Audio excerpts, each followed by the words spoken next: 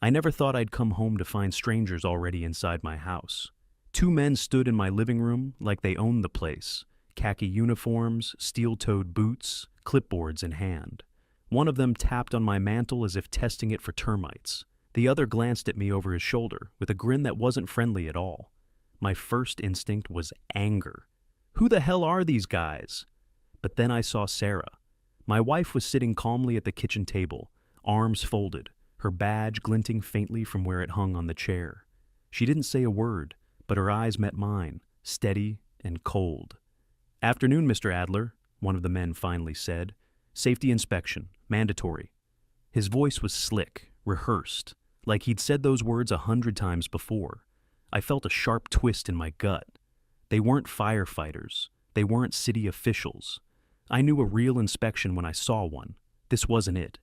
And yet, the bold red sticker plastered across my front door said otherwise.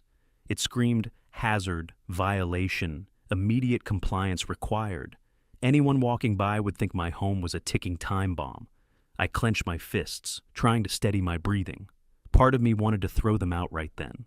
Another part told me to keep still, because Sarah hadn't moved, hadn't flinched. That calm look on her face meant something. Something was about to happen. The taller man leaned closer, his pen scratching across a form. "Repairs will run about $5,000. We'll need to start immediately." He smiled like a wolf sizing up his prey. That's when I noticed the tiny light blinking from the bookshelf. A hidden camera, mine, watching, recording, capturing every move. And in that instant, I knew. This wasn't just about my house. This was about exposing them. Because Sarah wasn't just my wife. She was the fire chief and the county sheriff, the highest authority on both fire safety and law enforcement in the entire county. And these fools had just tried to hustle the one woman who could shut down their scam from every angle imaginable. Morning used to be my favorite time of day. Before everything turned sour. That Tuesday began like any other. The sun came up slow over the rooftops, painting the sky a pale orange. The neighborhood looked calm, even beautiful. Lawns trimmed, sprinklers ticking, kids' bikes left on driveways. On the surface, it was the picture of suburban peace. I brewed my coffee, strong and bitter, and stepped out onto the porch. The air was crisp, carrying the faint smell of fresh-cut grass. For a few minutes, I let myself believe life was normal. Birds sang. A delivery truck rumbled down the street. Somewhere, a dog barked. Then I saw it. A sheet of paper taped across my front door. Bold red. Thick block letters. My stomach tightened before I even read the words. Warning. Fire hazard. Mandatory inspection required. The paper clung to the wood like a scarlet brand. The kind of thing meant to shame you in front of neighbors. My heart started pounding as I yanked it free. The glue stuck to my fingers, leaving behind a sticky film. Inside, Sarah was already at the table with her coffee. She looked up when she heard me curse under my breath. "What is it this time?" she asked. I slapped the paper down in front of her. She read it once, then again. Her eyebrows knit together. "They can't do this," she said quietly. Not without notice, not without cause. But I could see something flicker in her eyes. Concern, maybe even anger. I walked through the house, checking every wall, every smoke detector, every outlet. Nothing was wrong. The place was solid, safer than half the homes in this subdivision. Yet, when I glanced outside, I realized we weren't the only ones. Up and down the block, I saw them. Identical red sheets slapped across doors like scarlet flags. Every house branded the same way. I marched over to Tom Miller's place across the street. He was already peeling the notice off his own door, muttering curses. "Can you believe this crap?" he growled when he saw me. "They're saying our wiring is faulty.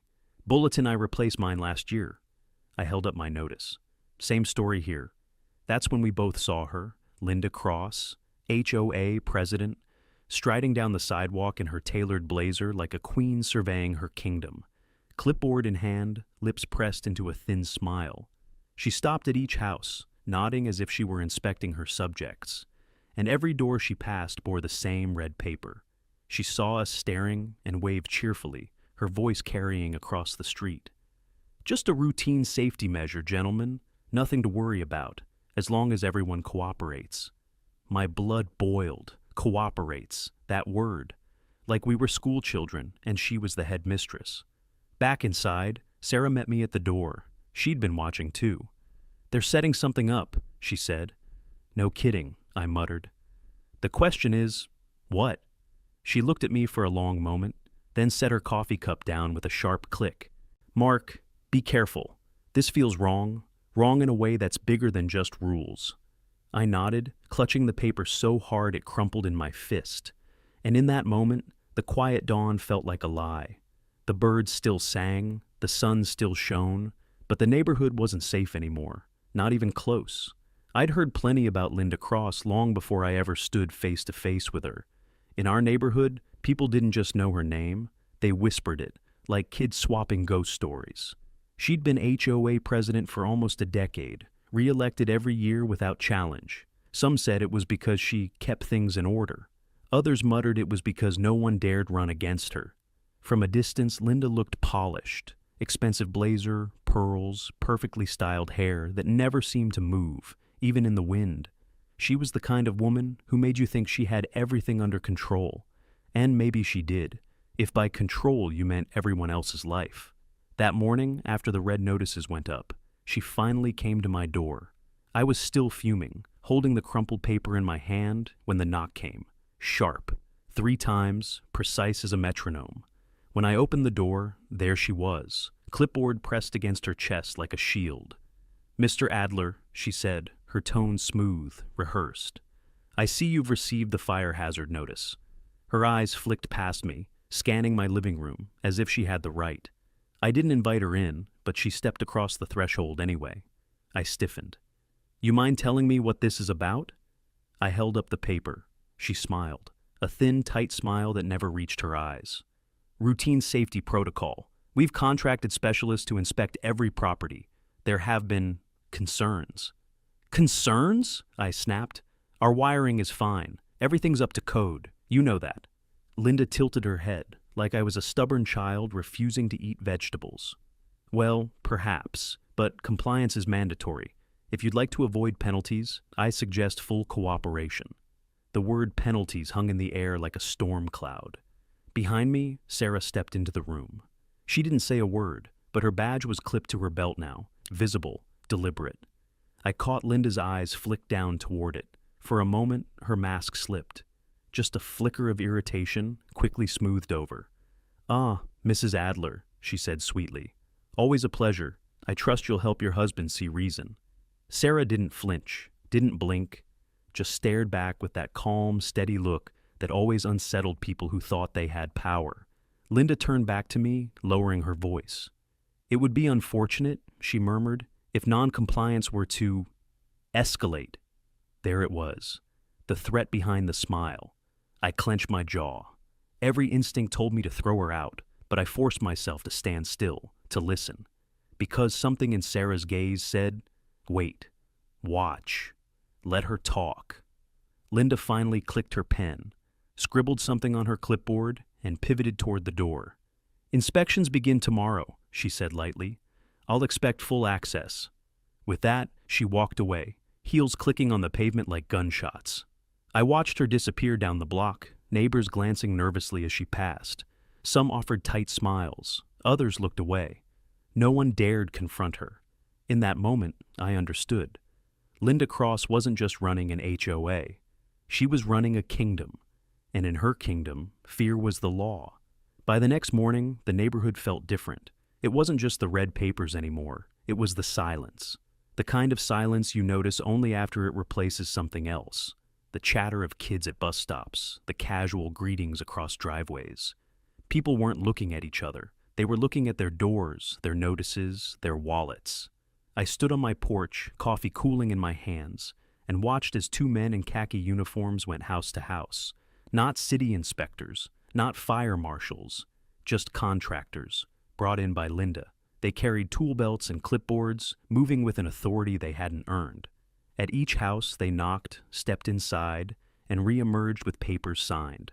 And at each house, the homeowner's face looked a little more defeated. When they reached the Millers, Tom stood firm at first. I heard his voice carry across the street. angry, booming, the kind of voice that usually got him his way. But within 15 minutes, his tone dropped. Then I saw him sign the paper. His wife, Jenny, stood behind him, clutching their baby like a shield. He caught my eye as the contractors left. His face was pale, his jaw tight. "They said we'd be fined $500 a day if we didn't comply," he muttered. I swore under my breath. $500 a day. That was extortion, plain and simple. By noon, the contractors had visited a dozen homes. Trucks lined the streets, equipment unloaded, as if a full-scale construction project had begun overnight. The noise of drills and hammers shattered the usual suburban calm. Inside, Sarah paced the living room. "They're moving fast," she said. "Too fast for this to be legal." I nodded. "She's trying to overwhelm us, scare us into paying before anyone questions it." Sarah leaned against the counter, arms crossed. "That's her mistake." But I wasn't so sure, because when I stepped outside again, I saw something that chilled me more than the red notices. A line of neighbors stood near the cul-de-sac, quietly waiting to speak to Linda herself. She sat behind a folding table, like some bureaucrat doling out permits. Clipboard, forms, even a little cash box. People were handing over checks on the spot. And Linda? She smiled at each one, that same thin smile I'd seen the day before. "Thank you for your cooperation," she said, voice honey-sweet. "We'll have everything resolved soon." It looked less like a safety program and more like tribute to a queen. I walked over, my fists clenched, but Sarah's voice echoed in my head. "Wait. Watch. Let her talk." So, I stood at the edge, silent, while neighbor after neighbor signed away their savings. Some looked ashamed, others looked relieved, like paying bought them safety. When it was over, Linda stood, surveying her little kingdom. Her gaze swept across the crowd until it landed on me. She didn't smile this time. She didn't need to. Her eyes said it all. "You're next." That night, the neighborhood felt like a different place. Trucks idled late into the evening. Work lights glared against houses, shadows stretching across lawns. Somewhere down the block, a baby cried. I sat at my kitchen table, the red notice still lying crumpled in front of me, and tried to steady my breathing. "This isn't just about money," Sarah said quietly. I looked up at her. "Then what?" Her jaw tightened. "Control. She's testing how far she can push." I leaned back in my chair, exhaustion pressing down on me. "And if no one pushes back?" Sarah met my eyes, steady and unflinching. "Then she wins." The weight of those words settled heavy in the room. Outside, drills whined, lights blazed, and Linda's empire grew stronger with every check signed. And all I could think was, tomorrow they'd be back at my door. The next morning, I expected another knock at the door, sharp, rehearsed, 3 times. But when it came, it was louder, impatient. And this time, Linda wasn't alone. She brought 2 of her khaki-clad contractors, clipboards tucked under their arms, tool belts clinking like weapons. "Mr. Adler," Linda said smoothly when I opened the door, "we're here for your inspection." I didn't move. "You mean your shakedown?" Her lips curved into that thin smile. "Call it what you like. The process is mandatory, unless, of course, you'd prefer the fine." She tapped her clipboard. I felt the muscles in my jaw tighten. Behind me, Sarah's voice carried across the room. "Actually," she said evenly, "before you step inside, I'll need to see your permits." Linda turned, surprised. Her eyes landed on Sarah. This time the badge clipped to her belt was unmistakable, glinting in the morning light. For the first time since I'd met her, Linda hesitated, just for a heartbeat. "Permits?" she repeated, her tone sharper now. "Yes," Sarah said, calm and firm. She stepped closer, every movement measured, controlled. "If this inspection is sanctioned by the county, there should be paperwork, authorization forms, license numbers for your contractors. Let's see them." The contractors shifted uneasily. One coughed, the other glanced at Linda, waiting for direction. Linda's mask faltered. Only slightly. But I saw it. A crack. Her eyes narrowed, her lips pressed thin. Then she laughed high and brittle. "Really, Mrs. Adler," she said, "no need to get dramatic. We're all neighbors here. Surely you don't expect me to drag legal red tape into a simple safety matter." Sarah's gaze didn't waver. "That's exactly what I expect." The silence stretched, For a moment, the only sound was the buzz of a neighbor's lawnmower down the street. Finally, Linda snapped her clipboard shut. Very well. We'll return when you're ready to be reasonable. She turned sharply, heels striking the porch. The contractors followed, but not before one muttered something under his breath that sounded a lot like waste of time. I shut the door and exhaled hard. My hands were shaking. Sarah leaned against the wall, arms crossed, calm as ever. You see it now? She asked. I nodded slowly. She blinked. That's her weakness, Sarah said. She counts on fear, on people folding without asking questions. The moment you demand proof, permits, paperwork, her power slips. I sank into a chair, my head still buzzing. So what do we do? Call the county? Reporter? Sarah shook her head. Not yet. If we go too early, she'll bury us in excuses, spin it like a misunderstanding. We need her exposed, publicly, with evidence no one can deny. I thought of the blinking light on the bookshelf, my hidden camera, recording every word, every threat, every fake inspection. A slow smile crept across my face. You mean evidence like this? Sarah's eyes met mine. For the first time in days, she smiled too. Not big, not showy. Just enough to say, now we're getting somewhere. That night, I rewound the footage. Linda's voice filled the room, dripping with authority. Mandatory inspection. Penalties will escalate. It was all there, clear as day. But one moment stood out. When Sarah demanded permits and Linda faltered. That half-second of hesitation was worth more than all the threats in the world. It was proof she wasn't what she claimed. For the first time since this nightmare began, I felt something stirring under the fear. Not anger, not defiance. Hope. By the end of the week, the neighborhood didn't feel like home anymore. It felt like a battlefield. Though no one had declared war out loud. The lines were invisible, but I could see them. On one side, the compliant. Those who'd signed the checks, let the contractors in, nodded along as Linda promised safety and compliance. They spoke in hushed tones, avoided eye contact, and clutched their wallets tighter. On the other side, the holdouts. Fewer of us, but noticeable. Doors closed when Linda's people came by. Notices torn down. Rumors whispered on porches when the sun went down. And in the middle, fear. Heavy, choking fear. I saw it in Jenny Miller's eyes when she walked past with the stroller, head down, moving fast. I saw it in old Mr. Perkins, who used to wave at everyone from his porch swing. Now he sat rigid, staring at the street like it had betrayed him. But the clearest sign came one evening when Tom Miller crossed my lawn. He looked worn down, shaved too quickly, eyes ring dark from lack of sleep. They started tearing out my basement walls, he said without preamble. His voice cracked. They say there's black mold. Sarah? She says they can't show us the lab results. They just keep billing us. I clenched my fists. Tom, they're scamming you. He laughed bitterly. Yeah, well, I figured that out after the third invoice. Sarah stepped out from the kitchen, calm as ever. Do you want out? She asked him. Tom looked between us. For a second I thought he might say yes, but then his shoulders sagged. I can't, he muttered. Jenny's scared. We've already paid too much. If we pull out now, what if they retaliate? What if we lose the house? He left before I could answer. His words stuck to me like burrs. What if we lose the house? That was the trap Linda had built. A prison made out of fear and mortgages. That night, as Sarah and I reviewed the footage again, a knock came at the back door, quiet, cautious. I opened it to find Mrs. Daniels, the soft-spoken widow 2 houses down. She glanced over her shoulder before slipping inside. I don't have much time, she whispered, but I saw what you did, with Linda, asking for permits, the way she froze. Sarah leaned forward. And, Mrs. Daniels lowered her voice even further, I want to help. She's been bullying me since my husband passed. Fines, notices, threats. I paid once. Never again. From her purse she pulled out a small black notebook, pages filled with dates, amounts, copies of checks. I've been keeping records, she said.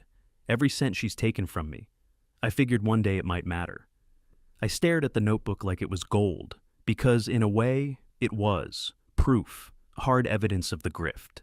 Sarah took it gently. This matters more than you know. For the first time in weeks, Mrs. Daniels smiled, faint but real. Then use it, please. End this. After she left, I sat in silence. The neighborhood was splitting apart, yes. But cracks in Linda's power were spreading too. Quietly, secretly. Some had chosen fear, but others, like Mrs. Daniels, were choosing to resist. The war wasn't just on our doorstep anymore. It was in the hearts of our neighbors, and that made it more dangerous and more hopeful.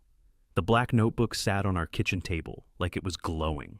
Mrs. Daniels had slipped it into Sarah's hands with a trembling whisper, but inside those pages was something stronger than fear. Dates, checks, amounts, all carefully documented. Proof that Linda had been bleeding her dry for years. Sarah flipped through each line as though she was reading a map that didn't just lead back to Linda, it was Linda. Her greed, her arrogance, her lies, all laid out in neat handwriting. "This isn't a complaint," Sarah murmured. "It's evidence, hard evidence." For the first time in weeks, I felt something stir in me that wasn't anger or dread. Hope. But Sarah wasn't smiling. She set the notebook down, folded her arms, and fixed me with the kind of look she used to give rookies at the sheriff's office. One record isn't enough. We need a pattern, a trail, more than she can deny. That night, we sat together in the dim light, sketching out how to turn this neighborhood nightmare into a case. Not just defending ourselves anymore, but building something that could bring Linda's whole scam crashing down. The next morning, Linda came strutting up our driveway with her clipboard, her heels snapping against the concrete like gunshots. Normally, I would have torn her notice down before it stained the door. But this time, I left it there, fluttering in the breeze like bait on a hook. I even made a phone call on the porch, loud enough for the nosy neighbor across the street to hear. Maybe it's safer to just pay them. I don't want trouble. Sure enough, by sundown, Linda was back. She smiled at me like a cat that smelled fresh meat. "Mr. Adler," she purred, "I'm so relieved you've come to your senses. Let's talk about the repairs. The contractors can start immediately." Every word, every smug flick of her pen was being captured by the hidden camera behind the lamp in our living room. My heart hammered as she pushed a contract across the table. A cheap printout, with a fake county seal stamped at the top. It was laughable, but I didn't laugh. I kept my face straight, even nodded like a beaten man. "I'll review this with my wife," I said evenly. She left, satisfied, and Sarah picked up the contract the way she might pick up a piece of evidence at a crime scene. "Forgery," she muttered, holding it up to the light. This alone could end her. Word spread faster than we expected. Mrs. Daniels must have whispered to someone, because within days, 2 more families appeared at our back door, both carrying their own folders of documents, envelopes stuffed with letters from Linda, payment receipts, even a recording of her snarling over the phone about compliance fees. Each neighbor looked the same, tired, scared, guilty for not speaking sooner. They handed us their evidence like it was contraband, then begged us not to use their names. Sarah's calm steadied them. "You've already helped more than you realize," she said softly. "This isn't just about you. It's about all of us." Some refused, retreating back into their fear. But enough of them came forward to paint a picture. Linda had been running the same playbook for years. Threats, phony fines, illegal liens. Always just enough pressure to make people pay. Always hiding behind that false authority. Our dining room turned into something out of a detective's office. Papers spread across the table, folders marked with dates, a calendar pinned to the wall with Linda's visit circled in red ink, and in the middle of it all, Sarah, calm, focused, fierce.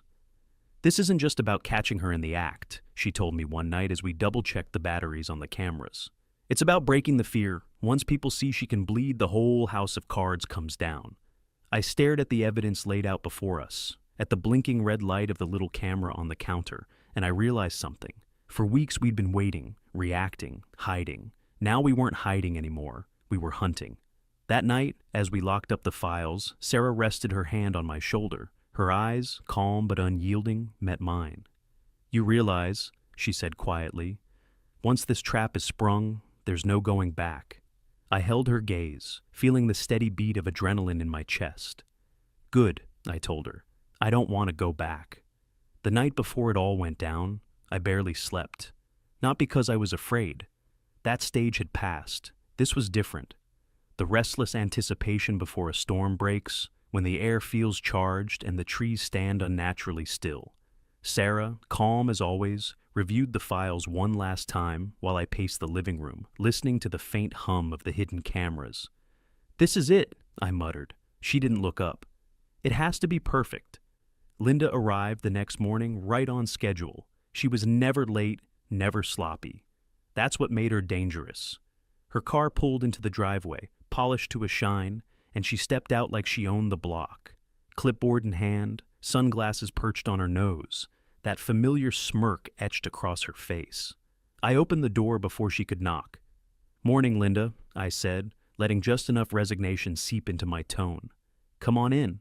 She strutted inside, heels clicking against the hardwood, eyes scanning the room like a predator assessing territory. "Glad you've come around," she said sweetly. "Let's finalize the details today.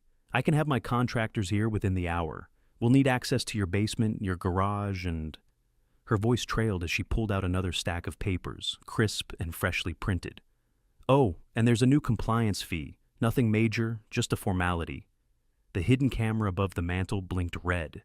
Every word, every false promise, every forged signature line, it was all being recorded. I took the papers, flipped through them slowly, letting her see my hands tremble. "This is a lot of money," I said softly. "Are you sure it's necessary?" Her smile sharpened. "If you want to keep your home, yes. It's necessary." Right there, I felt the heat rise in my chest, but I bit it back. This wasn't the time to explode. This was the time to let her hang herself. Just then, a knock echoed from the back door. Linda frowned, annoyed. "Expecting company?" she asked. I shrugged. "Maybe the Millers. They're worried too." Her smirk returned. "Good. I'll handle them after you." Sarah opened the door. Not the Millers, Mrs. Daniels. Behind her, another neighbor, clutching a folder. And behind him, a third, carrying a small voice recorder. Linda froze. Her confidence wavered, just for a flicker, before she masked it with a laugh. "Oh, how lovely, a gathering.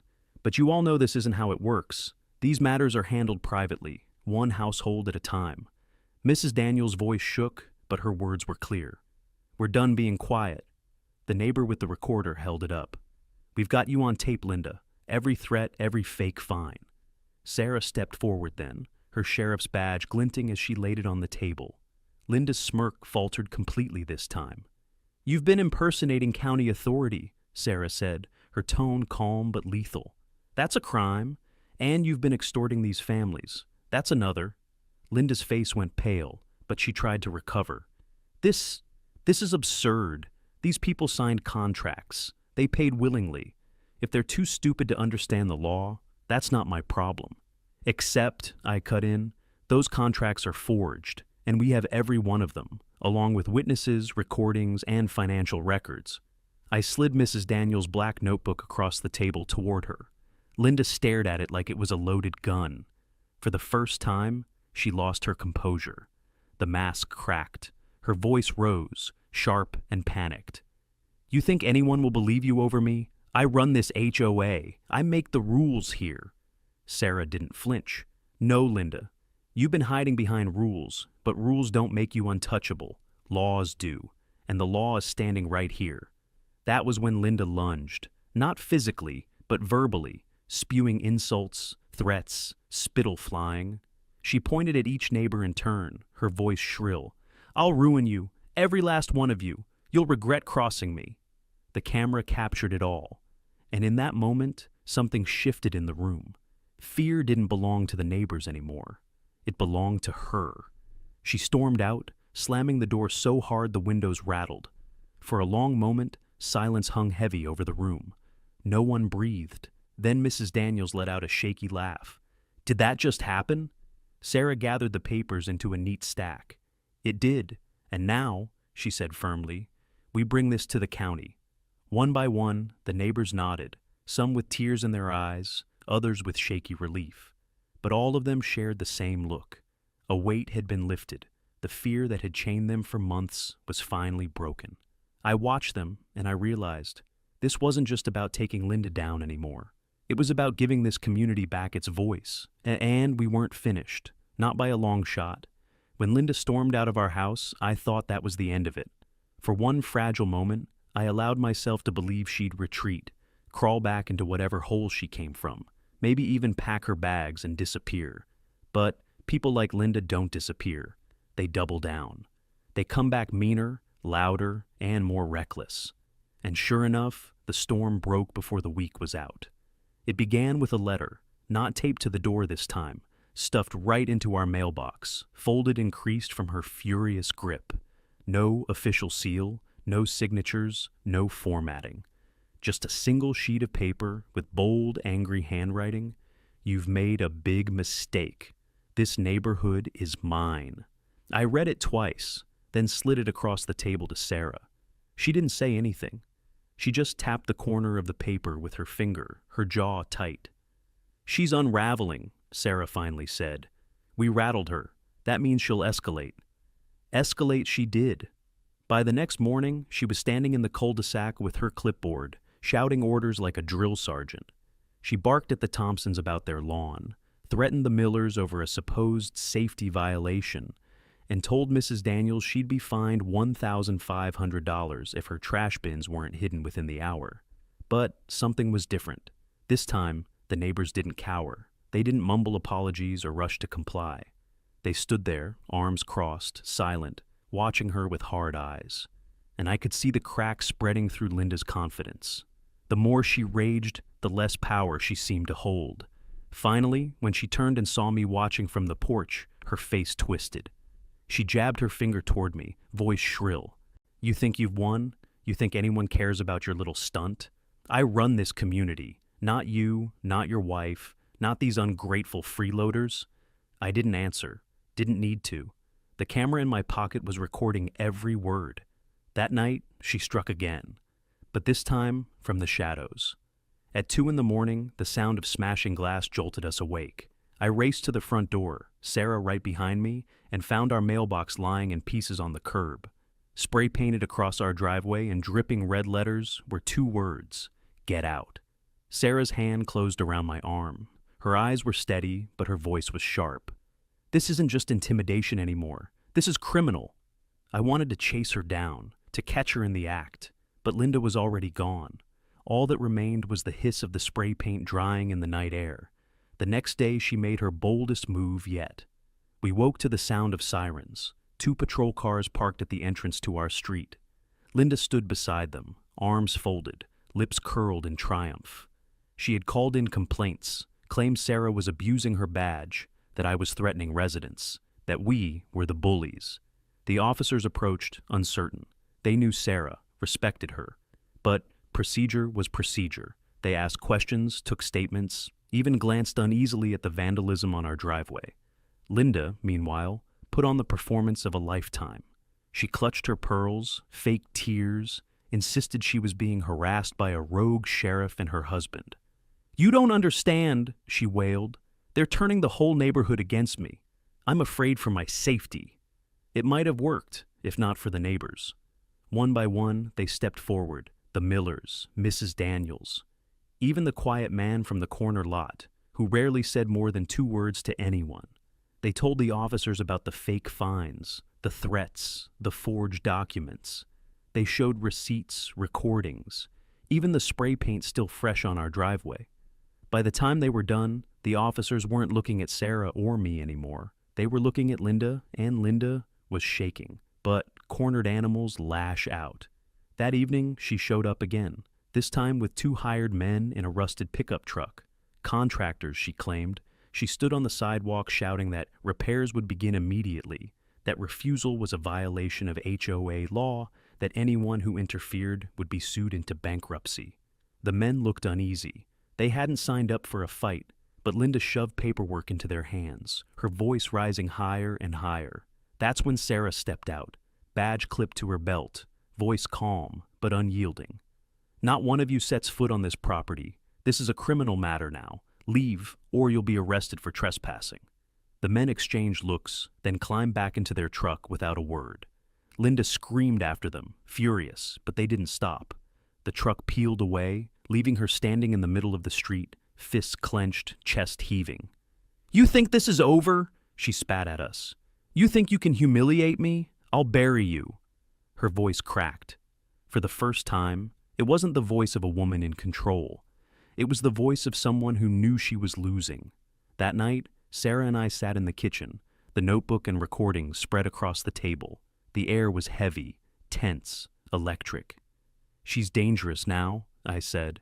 "We've taken her power, and she's desperate to get it back. That's when people do stupid things." Sarah nodded. "Which means we're close. She's cornered. Tomorrow we take everything to the county prosecutor. But tonight," she glanced at the spray paint still visible outside. "Tonight, we stay alert."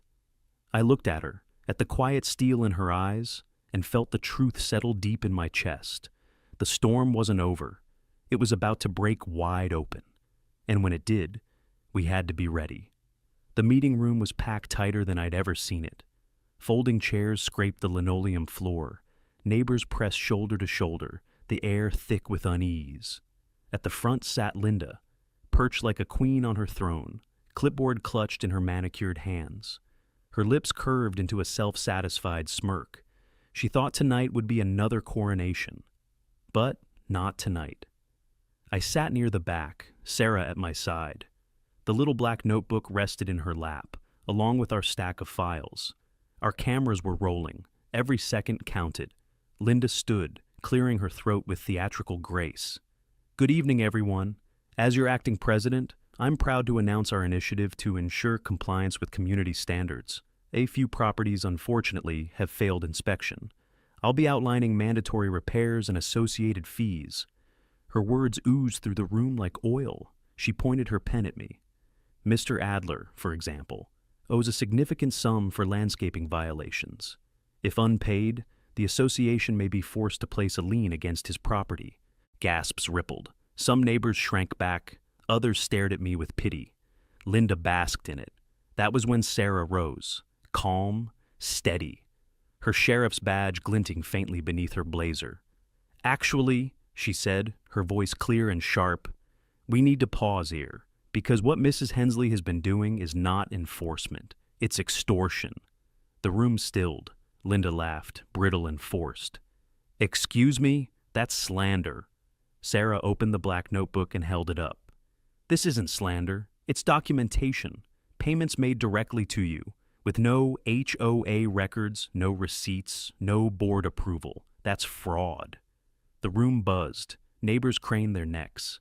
Linda's face drained of color. "That's ridiculous," she snapped. "Anyone could write that down." "Then maybe this will be harder to dismiss," Sarah cut in. She slid copies of contracts across the front table. Fake seals, false signatures. "You forged county documents. You threatened homeowners with liens you had no legal authority to file." I stood, my voice steady despite the hammering in my chest. "And we caught you on tape. Here." I pulled out the small projector we'd borrowed. On the wall behind Linda, her own voice filled the room. "Pay me directly and we can avoid penalties." Her eyes widened. She lunged for the projector, but Sarah stepped between them, calm as stone. Neighbors erupted. Some shouted, some cursed. A few, the ones who'd been bled for years, shouted with relief. Mrs. Daniels wept quietly in the corner. Linda stammered, searching for control. This is a witch hunt. None of this proves anything." That was when the door opened. The county fire marshal stepped inside, 2 deputies at his side. His uniform carried the weight of authority Linda could only pretend at. He held a folder. "Actually," he said, voice booming, "it proves enough." He held up a report. "Anonymous complaints led us to investigate. We found numerous fire code violations at your rental properties, false filings, and misappropriation of HOA funds." The deputies moved forward. Linda's mask cracked. "You can't arrest me! I am the HOA!" Sarah's voice cut through the chaos like a blade. "No, Linda, you were a bully with a clipboard. That ends tonight."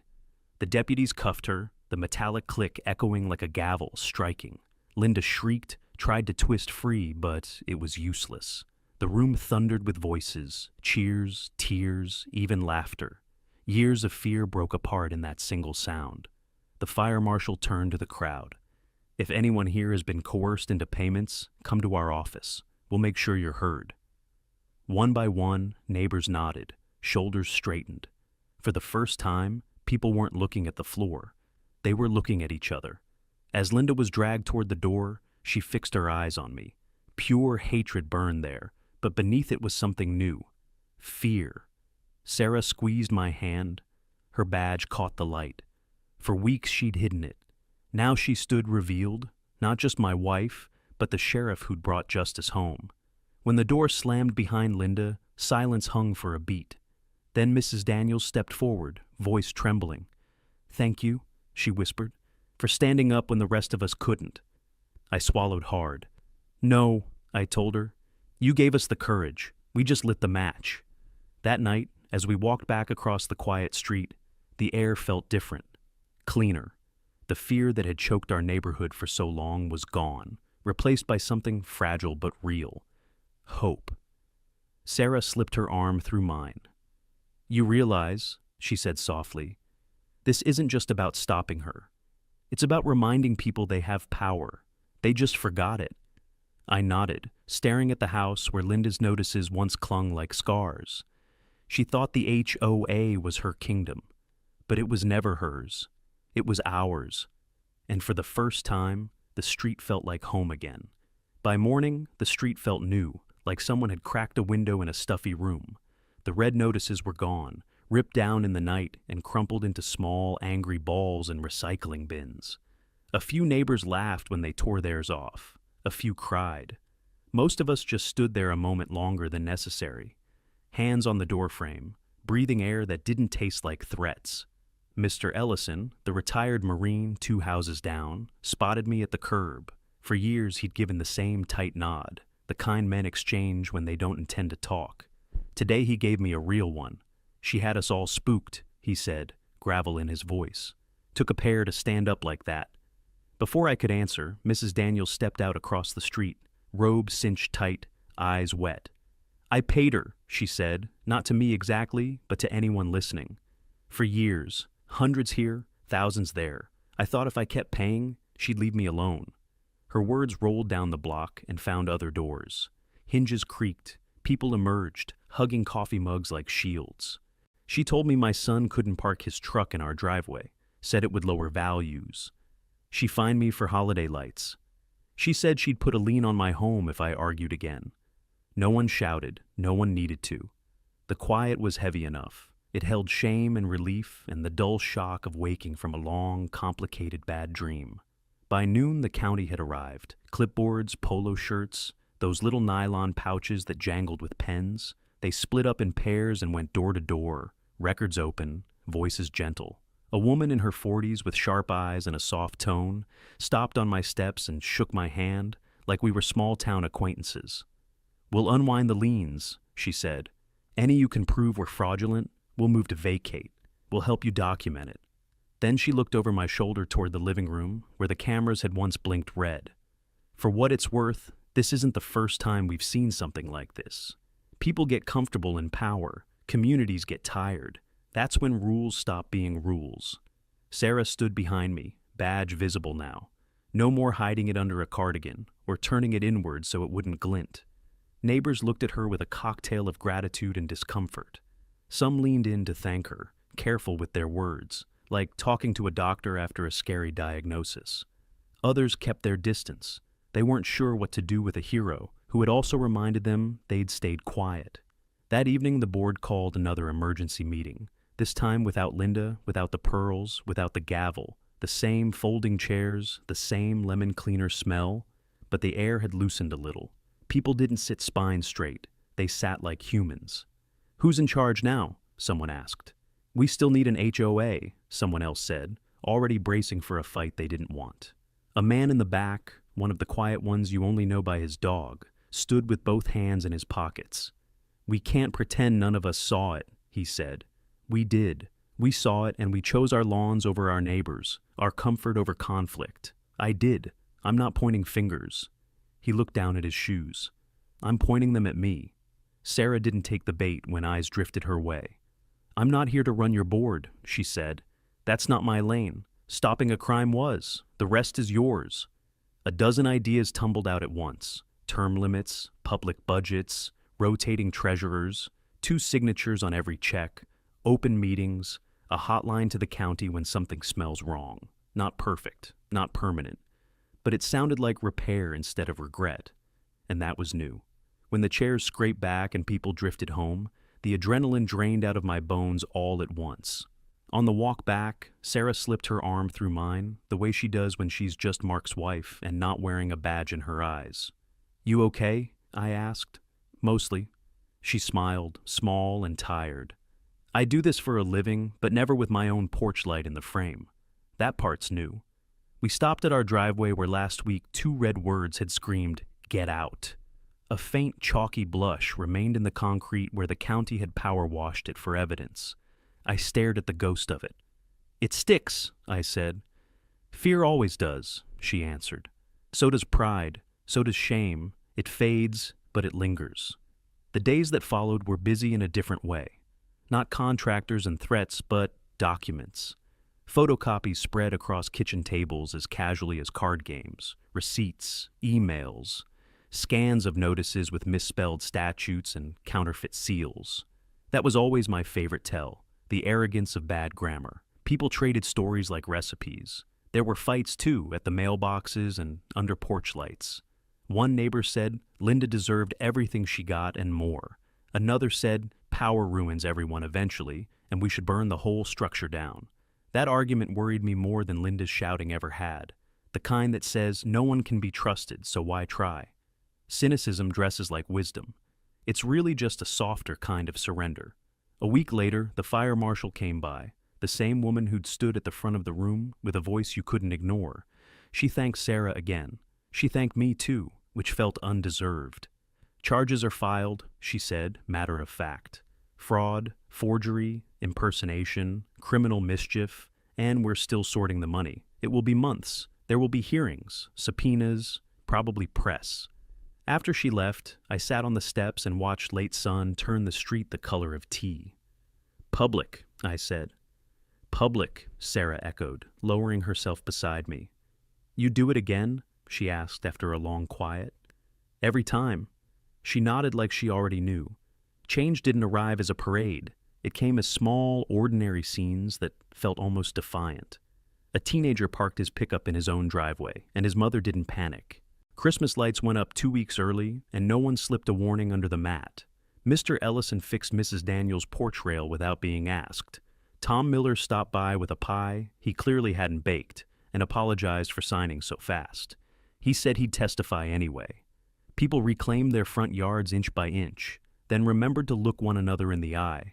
Trust came back like grass after a hard winter, patchy, stubborn, greener in some yards than others.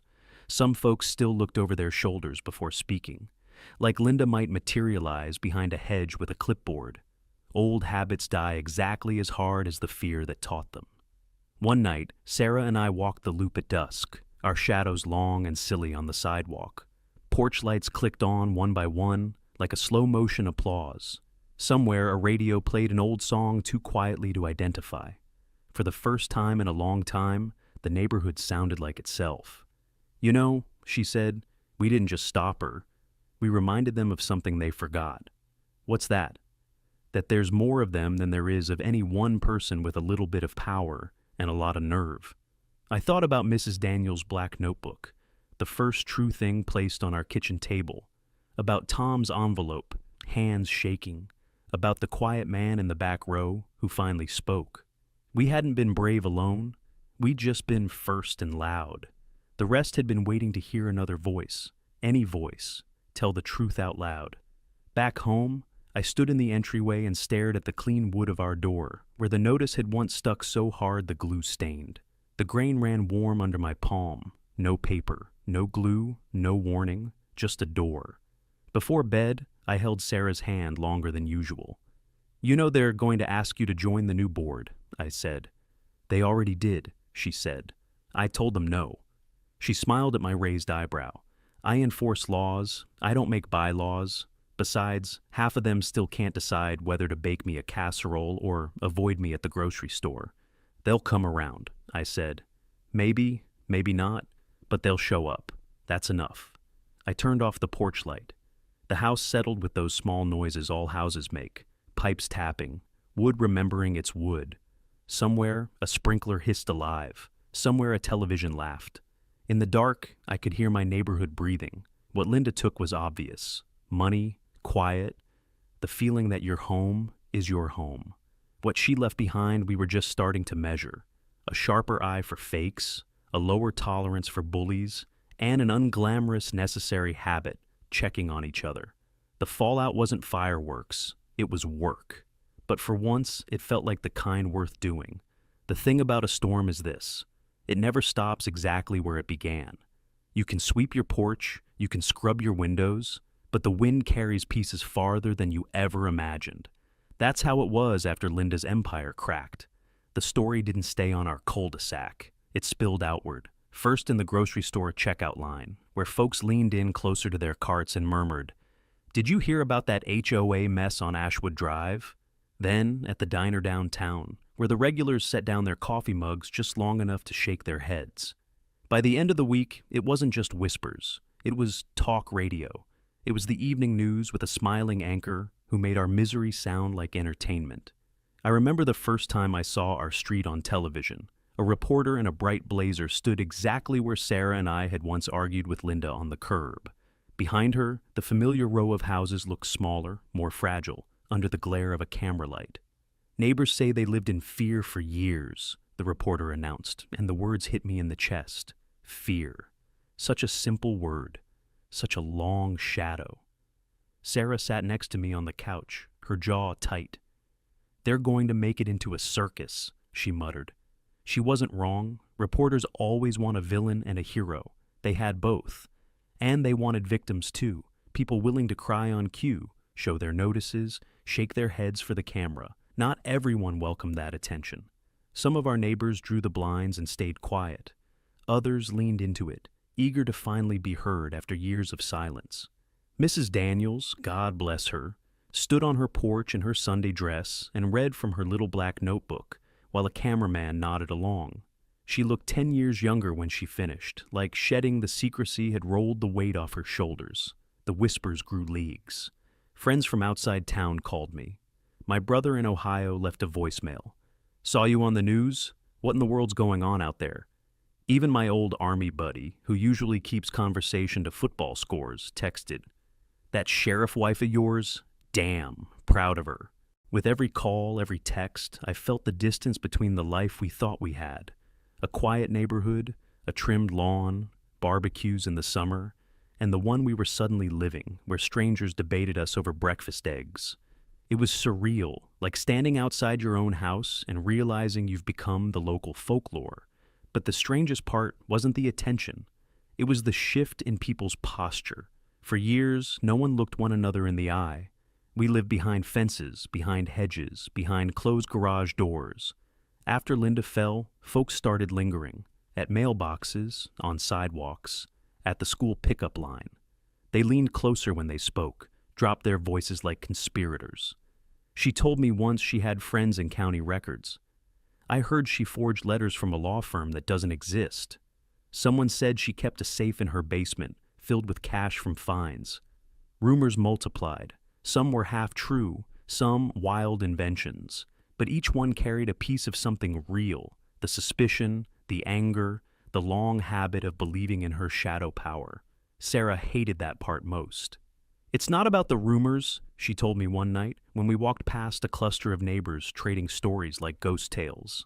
"It's about accountability. The facts are bad enough. We don't need fairy tales." Still, people needed to talk. After silence, the flood comes. And maybe gossip is just another way of mourning the years we lost. The county investigators kept coming, cars with government plates parked along our curb, doors slamming, folders tucked under arms. They spoke to everyone. Sometimes twice, sometimes 3 times.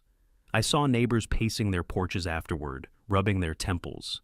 Even truth can be exhausting when you've buried it for too long. And through it all, the whispers kept circling. At first, about Linda. then about us. Did you know Sarah's the sheriff? How could they not know? How did she hide that badge all this time?